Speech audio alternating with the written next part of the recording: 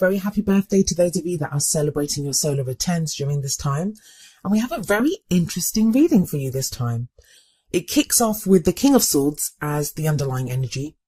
This can be your energy or the energy of someone that you're dealing with. Now, if it's someone else, it's someone that's very crucial to your love life, someone that's very important. But I get the sense for most of you, this is going to be your energy, whether you're male or female. The King of Swords, like the other court cards in the Suit of Swords, is all about the truth. So this, I feel, is telling me that Aries, you're getting very real about your love life right now. What's actually happening there? Like you're maybe even analysing it from a very logical place. Swords are all about our thoughts, our beliefs, and how we communicate them. And the King of Swords, he has mastery over these. He's very intelligent. He's very good at debating. He's very good at communicating what he knows. And what he knows, it comes from the truth.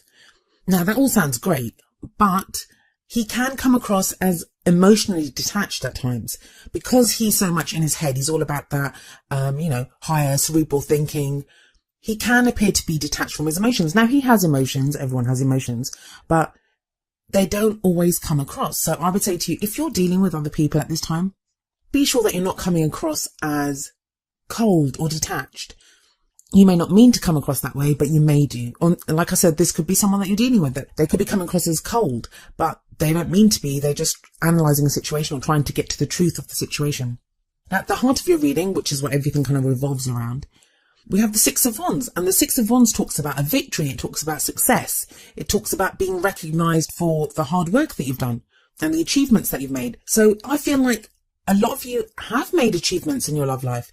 Now, when you say that, most people automatically go to, but I don't have a successful relationship, or, I've just broken up with someone. If you're getting over a relationship, that's a success. Like, you've put in work to get over that. That's not easy to get over something. If you've been trying to fix your relationship, if you've been even just like maintaining hope that you're going to meet someone.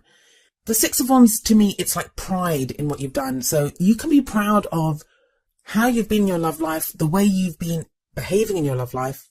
And I feel like you are trying to get to the truth of this, because we have the King of Swords obviously coming up before this. Now, this is where it gets interesting with the past, present, and the future cards. So in the past, we have the Nine of Cups, and the Nine of Cups it's the wish card. So it's all about wish fulfillment, getting that which your heart desires. It's a manifestation card. So some of you will have been trying to manifest a relationship, whether consciously or unconsciously. We're always manifesting, but you've been trying to manifest the kind of love life that you want. And that's where I think the King of Swords comes into this. I feel like you've been doing a good job. Nine of Cups is all about emotionally getting in touch with that which makes us happy. So on an emotional level, yes, you've probably done that. You've gotten in touch with, what you don't want. You know what you do want, what makes you happy at this time in your love life, or what would make you happy in your love life.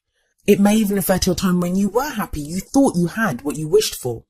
But there's a change in this because you have the Lovers coming up in the present, and the energy that comes up in the present, that's the main energy for this period.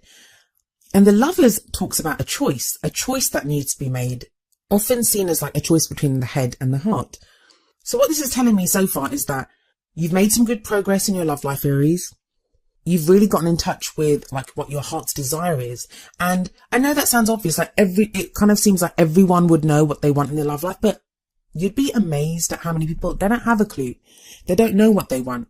Or they think they want something and then they get it and they're like, well, I'm not sure if I want to be with a person like that. Or, it's more about, if they come from a place of insecurity, it can be sometimes we can just take anyone that, that will have us because we come from a place of insecurity. You're not getting that. You're getting energies of having a sense of pride in yourself, knowing what your self-worth is. And it's no surprise, we're in Aries season, we're in your season. And the whole of Aries season is about who we are, what our identity is. I talk about this at length in the Aries season guidance reading, so please have a look at those if you haven't done so already. But this kind of sense of self-worth, it's led you to know what you want, like what it is that you deserve now in your love life. That's that Nine of Cups. But this is now leaving you in a place where I feel like in the beginning of April, first half of April, you're going to have to make a choice about which direction to go in, what it is that you want. Some of you may have to choose between two people. Some of you may have to decide like if you want to remain in a relationship or not in a relationship. It feels like whatever you've been trying to manifest, you're becoming clearer on that. And it's led you to this place of now you're going to have options. Now you're going to have choices. And you become very clear on those choices, or, what it is that you want during this first half of April. Now you have that King of Swords sitting above the Lovers. In fact, if you look at this, it's almost as if that warrior or gladiator or whatever he is, he's lifting her up and she's looking up at that King of Swords. He would represent the truth here. He would represent the mind, like what we think, what is logical in this situation. So maybe that's the next progression in your manifestation, is to go from from an emotional level what you want. Now it's from a mental level, like, what is right in this situation? What is the truth in this situation? You're the first reading that I'm doing, but overall, even like in the client readings that I've been doing, that is the energy of this beginning of April. It feels like the energies have shifted again. There's still energies of transformation and change, but it's kind of more in our hands. And what I mean by that is that there can be change around us. There can be a change in the universal energies and the energies that, other people emit and what we're experiencing. But at some point, we have to start deciding what we want to do with those energies. And it feels like we're getting clear on that in this first half of April.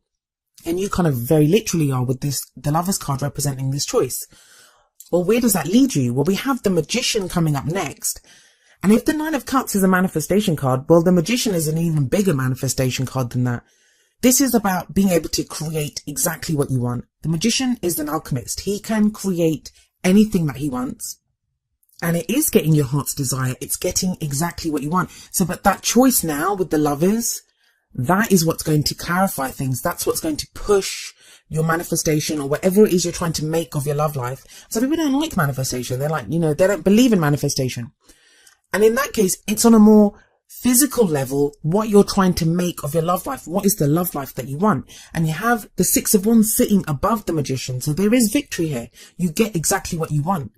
But what leads you to this? What leads you to the Magician?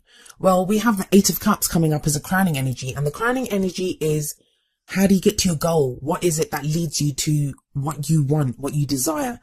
Eight of Cups talks about looking for that missing cup. This is emphasized even more in your reading with that Nine of Cups that sits above the Eight of Cups. It feels like where you got clear before about what made you emotionally happy, what kind of, that was right for that time, but we change as people.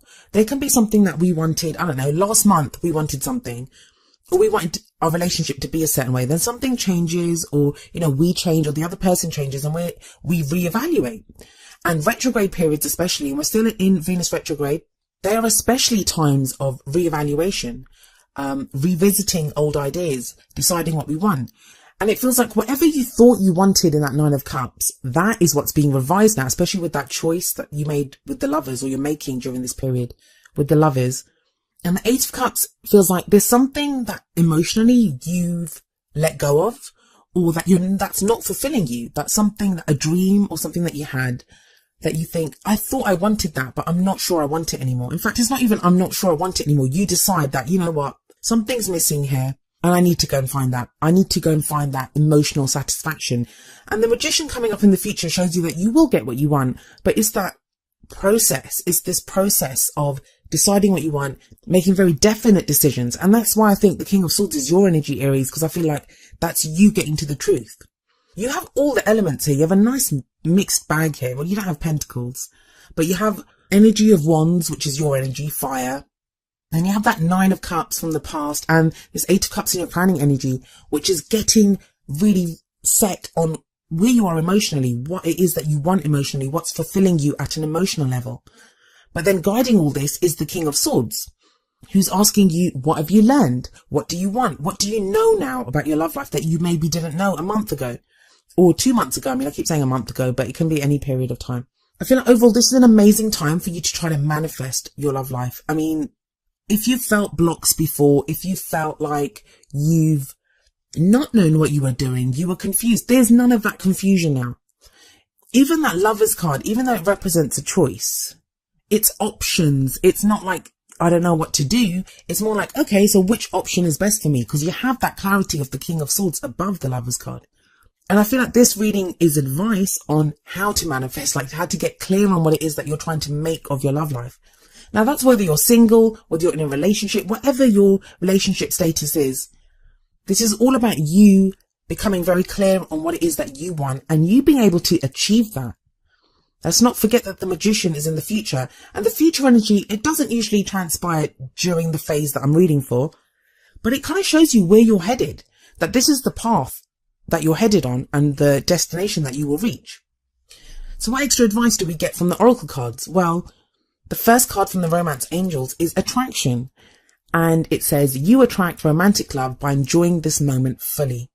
So again, I feel like that attraction, it talks about the manifestation, like you're really attracting to you the person that you want, the relationship that you want, the feelings that you want.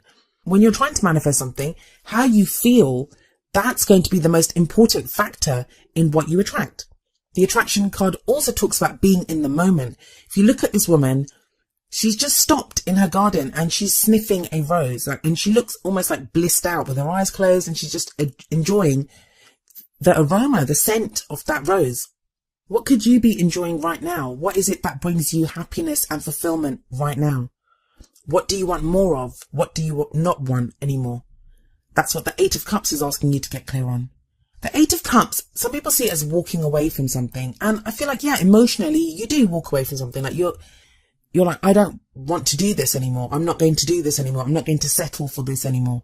But I still see it as a progress card, in that that person is walking away. They are moving forward. There is still movement here where you're progressing towards finding what you want. Because that Nine of Cups sits above the Eight of Cups, I just saw this actually, with that Nine of Cups above the Eight of Cups, it may be that there's looking back at something that you wanted in the past. That's what's going to get you really clear on the choices that you make now. Now, the other Oracle card that I have for you is number 37. Act as if your partner is here. Whether you have someone in your life or not, act as if they are with you, so you will always consider them. I'm not even joking, Aries. That's like more advice on how to manifest. That's right. I could have called this reading like Aries, how to manifest a love life, because it feels like every single card is kind of urging you on, pushing you on, and encouraging you on how to manifest what you want. For me, this card talks about, how do you feel when you're with a partner that you love? Whether you're in a relationship, like if you're in a relationship, what are your happiest moments? How did you feel when you really connected with each other?